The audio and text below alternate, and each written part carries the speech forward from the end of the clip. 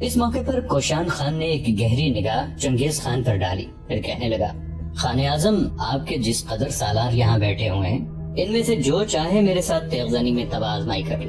کوشان کے ان الفاظ پر چنگیز خان چونکا تھا۔ اس کے سارے سالار بھی عجیب سے انداز میں کوشان خان کی طرف دیکھنے لگے۔ چنگیز اور اس کے چاروں بیٹے بھی ایک جستجو اور حیرت میں پڑ گئے تھے، یہاں تک کہ چنگیز خان کے سالاروں میں سے قراچہ انتہائی غصے کی حالت میں اپنی جگہ سے اٹھا اور پھر کوشان خان کی طرف دیکھتے ہوئے کہنے لگا، میں تم سے تیغ زنی کا مقابلہ کروں گا، اور خاقان کی موجودگی میں تم سے کہتا ہوں کہ تم چند لمحے کے لیے بھی میرے سامنے نہیں نکال سکو گے۔ تم تاجر ہو، تجارت کرو، سوداگر ہو، سوداگری کرو، تیغ زنی اور شمشیر زنی تمہیں زیب نہیں دیتی۔ قراچہ جب خاموش ہوا تب گھورنے کے انداز میں کوشان خان نے اس کی طرف دیکھا، پھر چنگیز خان سے مخاطب ہو کر کہنے لگا، خان اعظم، اگر آپ کی اجازت ہو تو میں آپ کے اس سالار کو جواب دے سکتا ہوں۔ چنگیز خان نے مسکراتے ہوئے جب اسبات میں گردن ہلائی تب کوشان خان کہنے لگا، قراچہ، میں سمرقند کا مسلمان ہوں، جھوٹ نہیں کہتا، ذرا اپنی تلوار سنبھال کر خان اعظم کے سامنے آؤ، یہیں تیغ زنی کا مقابلہ کرتے ہیں، پھر دیکھتے ہیں مقدر کی بدبختی کس سمت کا رخ کرتی ہے، کامیابی اور فازمندی کس کے گلے میں ہار ڈالتی ہے۔ کوشان کے ان الفاظ سے چنگیز خان کا سالار قراچہ غضبناک ہو گیا تھا، تاؤ کھا گیا تھا، لہٰذا ایک جھٹکے کے ساتھ اس نے اپنی تلوار بے نیام کی اور آگے بڑھا۔ وہاں بیٹھے ہوئے سب لوگوں نے دیکھا، اس موقع پر کوشان خان نے بھی اپنی تلوار ایک جھٹکے کے ساتھ بے نیام کی تھی، اور پھر جب اس نے اپنی تلوار اپنے سامنے لہرائی تو سب دنگ رہ گئے۔ وہ ایک چوڑے پھل کی برچھا نما بھاری وزنی تلوار تھی، اور جب اسے کوشان خان نے اپنے سامنے لہرایا تو اس کی چمک دیکھنے والوں کی آنکھوں کو خیرہ کر رہی تھی۔ اس موقع پر چنگیز خان نے کوشان خان کا جائزہ لیا۔ اس وقت تک قراچہ کوشان خان کے سامنے آ کھڑا ہوا تھا، لہٰذا چنگیز خان دونوں کو مخاطب کر کہنے لگا، دونوں جب مقابلہ کرو گے تو یہ خیال رکھا جائے کہ کوئی کسی کو زخمی نہیں کرے گا۔ اپنی طاقت، اپنی قوت اور اپنی ہنرمندی کا مظاہرہ کرنے کی کھلی اجازت ہوگی۔ تم دونوں کے اس مقابلے کا فیصلہ میں خود کروں گا۔ جب میں فضا کے اندر اپنا ہاتھ لہراؤں تم دونوں مقابلے کی ابتدا کر دینا۔ اس پر قراچہ اور کوشان خان دونوں مستعد ہو گئے تھے۔ تھوڑی دیر بعد چنگیز خان نے اپنا ہاتھ فضا میں بلند کیا، تب اس کا سالار قراچہ ایک دم حرکت میں آیا اور وہ کوشان خان پر زندگی کو دیمک کی طرح چاٹ لینے والے جبر کے موسموں کے گرداب، آتشی لمحوں میں ڈھلتی درد کی بے انت صداؤں اور وقت کو ساکت کرتی عذابوں کی بکھری ہوئی موجوں کی طرح حملہ آور ہو گیا۔ دوسری طرف کوشان خان نے عجیب سے رد عمل کا اظہار کیا۔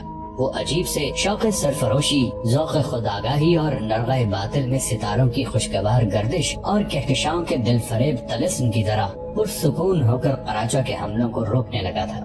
ایسا لگتا تھا جیسے وہ کراچی جارحیت کے مقابلے میں اس نے اپنے آپ کو دفاع تک محدود رکھنے کا فیصلہ کیا ہو۔ اس موقع پر چنگیز خان کے سامنے جو اس کے سالار بیٹھے ہوئے تھے ان میں سے ایک، جس کا نام جائسی تھا، چنگیز خان کے سب سے اچھے سالار اور داماد پنجار کی طرف دیکھتے ہوئے کہنے لگا، یہ تو دعویٰ کر رہا تھا یہ بہت بڑا تیغزن ہے، لیکن اس نے تو اپنے آپ کو قراچہ کے مقابلے پر صرف دفاع تک محدود کر لیا ہے۔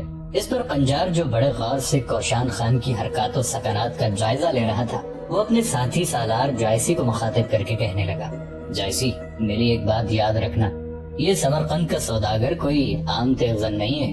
اس کی حرکات و سکنات سے میں اندازہ لگا رہا ہوں کہ یہ شخص نئی رتوں کا کوئی خوگر، خاک و خون بھری کہانیوں اور طوفانی ہیجان کی داستانیں رقم کرنے والا خونی سایوں کا کوئی وحشی ہے۔ میرے خیال میں اس نے جان بوجھ کر اپنے آپ کو دفاع تک محدود رکھا ہے، اور اسی دفاع میں یہ قراچہ کو تھکا مارے گا۔ اس کے بعد جب یہ جارحیت پر اترے گا تو قراچہ اس کے مقابلے پر ہانپنے لگے گا۔ یہاں کہنے کے بعد قنجار مزید کچھ کہنا چاہتا تھا کہ اسے خاموش ہو جانا پڑا۔ اس کے لیے اسی وقت کوشان خان نے تجلیوں کی چمک، بادلوں کی گرج، تند جھونکوں کی یلغار کی طرح 3 بار اللہ اکبر کی تکبیریں بلند کی۔ اس کے بعد اس نے جارحیت اختیار کی اور قراچہ پر دھول اڑاتی آتش گرفتی زہریلی آندھیوں، لفظ سمیٹ کر حروف میں، صحرا سمیٹ کر ریتلے راستوں میں تبدیل کر دینے والے مشیت کے دستے راست کی طرح حملہ آور ہو گیا تھا۔ حملہ آور ہوتے ہوئے اس کے چہرے پر خود اعتمادی کی دھوپ چھاؤں اور آنکھوں میں درد کی بے انت لہریں تھیں۔ اس کے حملہ آور ہونے کے انداز سے سب متاثر ہو رہے تھے۔ اس نے عجیب سے انداز میں جارحیت اختیار کی تھی۔ ایسا لگتا تھا وہ ایسی سرزمینوں سے تعلق رکھتا ہے جہاں لاوے ابلتے ہیں، جہاں معصومہ کی بے رحمی رقص کرتی ہے، جہاں گمشدہ آئینوں پر صدیوں پر پھیلی جاگتی کہانیاں رقم ہوتی ہیں، جارحیت پر اترنے کے بعد قراچہ پر حملہ آور ہوتے ہوئے کوشان خان کے چہرے پر قیامت آشنا عذاب اور اس کی آنکھوں میں برق کے اندھے طوفان رقص کرنے لگے تھے، اور اس کی جارحیت اور تیز حملوں کے سامنے قراچہ ذہنی فشار اور بیکل باطل کا شکار ہوتا جا رہا تھا۔ آہستہ آہستہ کوشان کے ہولناک حملوں میں تیزی پیدا ہوتی جا رہی تھی۔ ایسا لگتا تھا کہ اس کے دست و بازو میں طوفان کروٹیں لے رہے ہوں، آتشی لمحوں کے گرداب جوش مارنے لگے ہوں، اور اس نے فیصلہ کر لیا ہو کہ وہ گلستانوں کو صحراؤں اور دریاؤں کو دشت میں تبدیل کر کے رکھ دے گا۔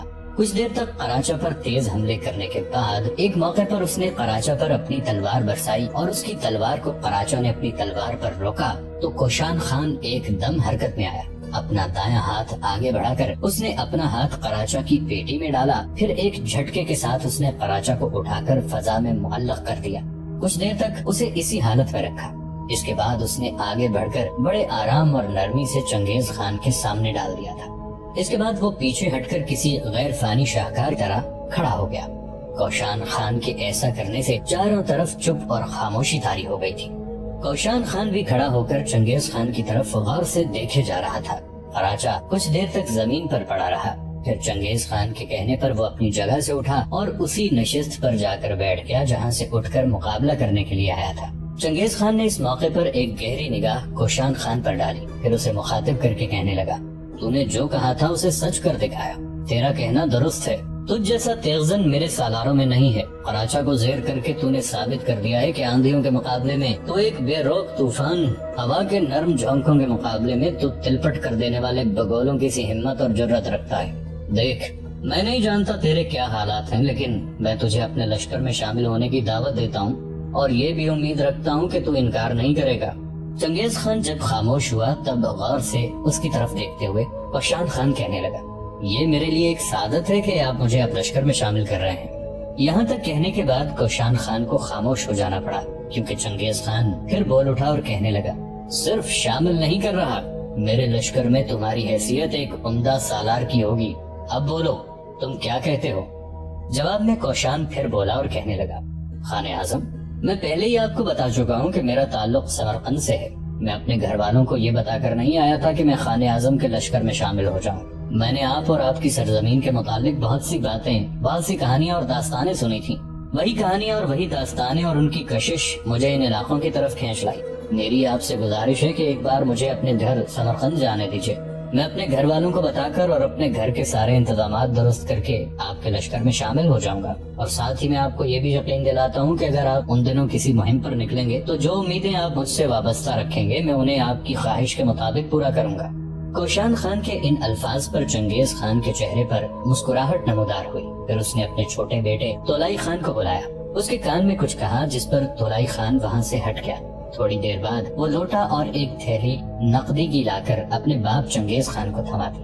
چنگیز خان نے وہ نقدی کی تھیلی کوشان کو دی اور کہنے لگا، یہ اپنے پاس رکھو، چند دن ہمارے ہاں قیام کرو، اور جب ہمارے پاس آنے والے بغداد کے قاصد اور طبرستان کا بدر الدین یہاں سے کوچ کریں گے تو تم بھی ان کے ساتھ کوچ کر جانا۔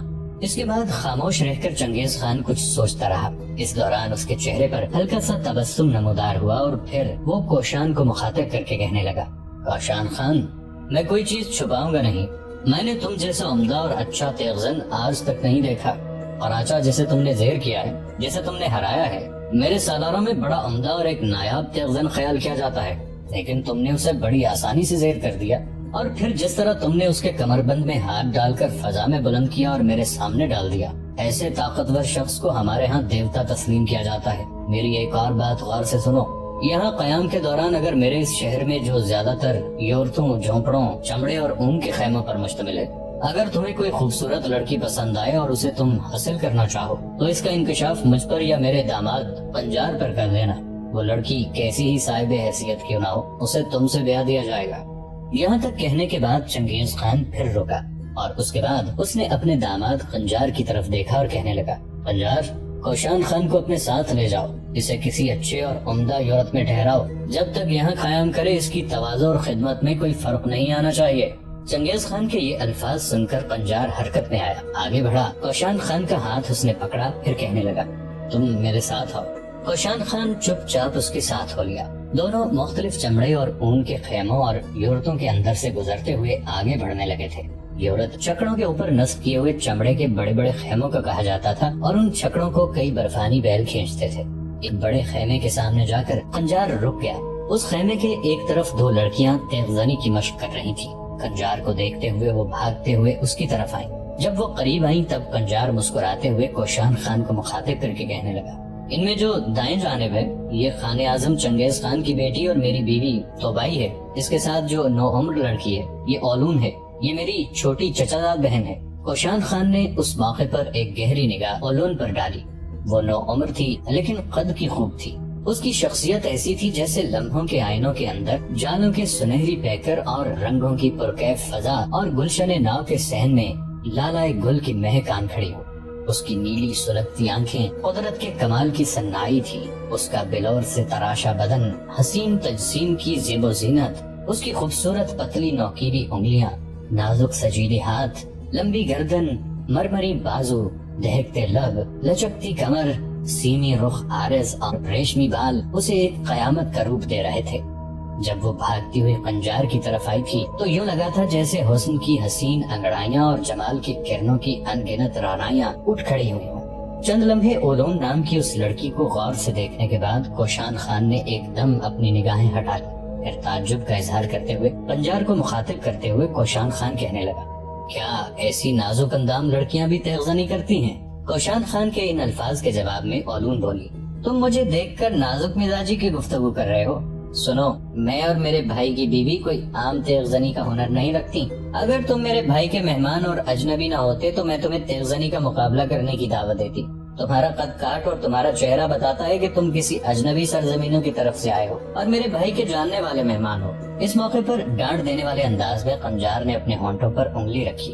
फिर कहने लगा, खबरदार, लोमड़ी, भेड़िए और तेंदुए शेर को घूर कर नहीं देख सकते और ना उसे मुकाबले ललकार देते हैं। इसके साथ ही कोशान खान का हाथ थामे खंजार एक यूरत में दाखिल हुआ। कोशान खान भी उसके साथ था।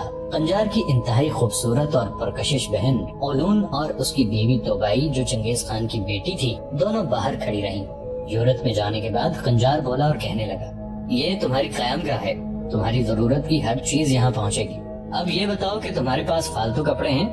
इस पर कोशान खान बोला और कहने लगा, मेरे पास कंधे से लड़कती हुई जो जंबील नुमा खर्जीन है, इसमें मेरी जरूरत का सारा सामान है। मुझे किसी चीज की जरूरत नहीं है। यूरत बहुत अच्छा है, बाहर चमड़ा है, अंदर ऊन का अस्तर है, बिस्तर भी लगा हुआ है, और मुझे क्या चाहिए? इस पर खंजार मुस्कुराते हुए कहने लगा, अगर ये बात है तो तुम यहाँ बैठो या लेट कर आराम करो, मैं जाता हूँ तुम्हारे खाने का एहतमाम करता हूँ। इसके साथ ही खंजार यूरत से बाहर निकला। जब वो ओलून और अपनी बीवी तोबाई के पास गया तब ओलून ने उसे मुखातिब करके कहा, भाई ये कौन है, कहाँ से पकड़ के चलाए हो? इस पर एक बार फिर खंजार ने होंठों पर उंगली रखकर ओलून को चुप रहने के लिए कहा। फिर वो साथ वाले बड़े खेमे में दाखिल हुआ। खंजार जब बैठ गया तब सामने उसकी बीवी तोबाई और बहन ओलून भी बैठ गई। इसके बाद खंजार उन दोनों को मुखातिब करके कहने लगा, ये कोई आम सा आदमी नहीं है, एक तूफान है, ऐसा तूफान जो रोके से नहीं रुकता। ये एक ऐसा तेगजन है जिसका मुकाबला हमारे सालारों में से कोई भी नहीं कर सकता। इसके बाद खंजार ने चंगेज खान के सामने कराचा के साथ जो मुकाबला हुआ था और वहाँ जो गुफ्तगू हुई थी उसकी सारी तफसील ओलून और तोबाई से कहती थी। खंजार जब खामोश हुआ तब ओलून बोली और कहने लगी, क्या इस अजनबी ने जिसका नाम आपने कोशान खान बताया है, खाने आजम को इतना ही मुतासिर किया है कि खाने आजम ने इसे ये कह दिया कि हमारे कबीले में जो भी लड़की से पसंद आए उसे इससे ब्याह दिया जाएगा? खंजार मुस्कुराया और कहने लगा, खाने आजम ने ये कहने के साथ साथ इस कोशान खान के सामने ये भी कहा था कि उन्होंने इससे पहले इस जैसा तेगजन और ताकतवर इंसान नहीं देखा, इसलिए कि इस एक झटके के साथ कराचा की कमरबंद पर हाथ डालकर उसे फजा में बुलंद किया और उसके बाद उसे खाने आजम के सामने डाल दिया था। सारी तफसील बताने के बाद खंजार रुका। फिर पहले उसने ओलून की तरफ देखा और कहने लगा, ओलून, तुम अभी अपने यूरत में न जाना, दूसरे यूरत में चली जाना। तुम्हारे यूरत में मेहमान रहेगा, तुम तोबाई के साथ मिलकर मेहमान के लिए खाना तैयार करो। इसके बाद खाना तुम दोनों ने उसे पहुंचाना भी है। मैं वापस खाने आजम के पास जा रहा हूँ, जब खाना तैयार हो जाए तो उसे देकर आना। इसके साथ ही खंजार उठा और खेमे से निकल गया, जबकि तोबाई और ओलून दोनों खाना तैयार करने लगे। कोई ज्यादा देर न गुजरी थी कि ओलून और तोबाई खाने के बर्तन उठाए उस यूरत में दाखिल हुई जिस यूरत में कोशान खान ने कयाम किया था। उन दोनों की आमद पर कोशान खान अपनी जगह पर उठ खड़ा हुआ। ओलून और तोबाई दोनों आगे बढ़ी کھانے کے برتن انہوں نے یورت میں رکھے، پھر وہ ایک طرف ہٹ کر بیٹھ گئیں۔ اس موقع پر اولون نے کوشان خان کو مخاطب کرتے ہوئے کہا، تمہاری آمد کے موقع پر میں نے تمہیں تیغزنی کا مقابلہ کرنے کے الفاظ کہے تھے، وہ میں واپس لیتی ہوں۔ میں اور طبائی تمہارے متعلق کچھ نہیں جانتی تھی، لیکن تمہارے متعلق ساری تفصیل اب میرے بھائی کنجار نے ہمیں بتا دی ہے۔ پہلے تم کھانا کھاؤ، بھائی کہہ رہا تھا تم ایک لمبے سفر سے آئے ہو، لہذا تھکاوٹ کے ساتھ تمہیں بھوک بھی لگی ہوگی۔ کوشان نے کھانے کا جائزہ لیا، پھر ایک طرف اشارہ کر کے کہنے لگا، یہ کیا ہے؟ جواب میں اولون بولی اور کہنے لگی، یہ سبزی ہے۔ کوشان خان نے دوسرے برتن کی طرف اشارہ کیا تو اولون نے بتایا، یہ گھوڑے کا گوشت ہے۔ کوشان نے تیسرے برتن کی طرف اشارہ کیا، تب اولون کہنے لگی، یہ گھوڑی کا دودھ ہے۔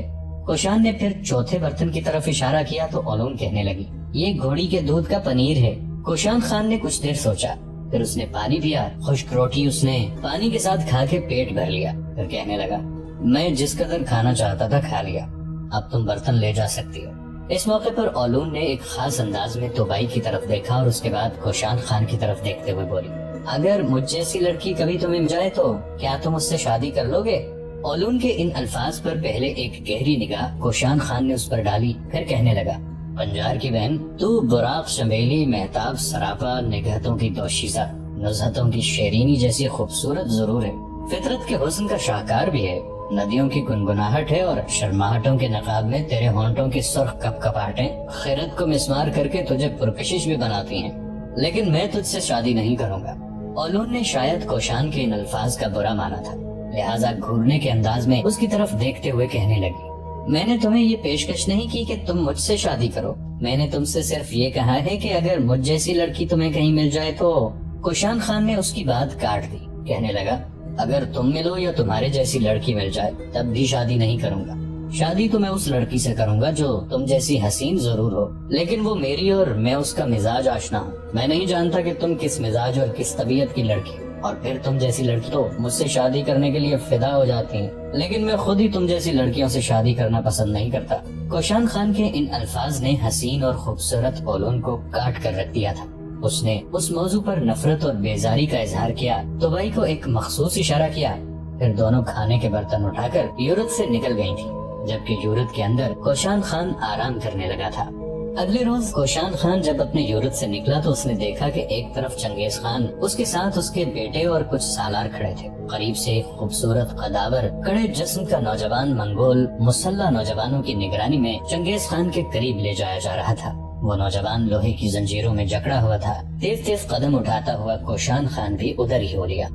زنجیروں میں جکڑے ہوئے نوجوان کو جب منگول مسلح جوانوں نے چنگیز خان کے سامنے کھڑا کیا، اس وقت تک کوشان خان بھی وہاں پہنچ گیا تھا۔ اس موقع پر چنگیز خان نے مسکراتے ہوئے کوشان خان کی طرف دیکھا، پھر کہنے لگا، تمہارے چہرے کا اندازہ لگاتے ہوئے میں کہتا ہوں کہ تم کچھ جستجو میں ہو، کچھ پوچھنا چاہتے ہو۔ کوشان خان نے پہلے اسبات میں گردن ہلائی، پھر کہنے لگا، خان اعظم، آپ کا اندازہ درست ہے، میں یہ جاننا چاہتا ہوں کہ یہ نوجوان جسے زنجیروں میں جکڑا ہوا ہے یہ کون ہے اور اس کی یہ حالت کیوں ہے؟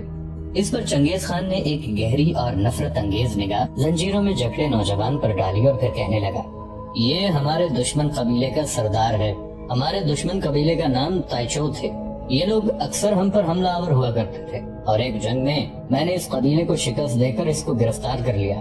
اس کی زندگی کے دن تھوڑے ہی ہیں، چند روز یہ میرے شہر میں یوں ہی زنجیروں میں جکڑا گھمایا پھراتا جاتا رہے گا، اس کے بعد اس کا قصہ پاک کر دیا جائے گا۔ اس موقع پر کوشان خان نے ایک گہری نگاہ زنجیروں میں جکڑے ہوئے اس نوجوان پر ڈالی، پھر چنگیز خان کو مخاطب کر کے کہنے لگا، خان اعظم، کل آپ نے مجھے یہ رعایت دی تھی کہ آپ کے شہر میں جو بھی خوبصورت لڑکی مجھے نظر آئے، اگر میں ارادہ کروں آپ اسے مجھ سے بیاہ دیں گے۔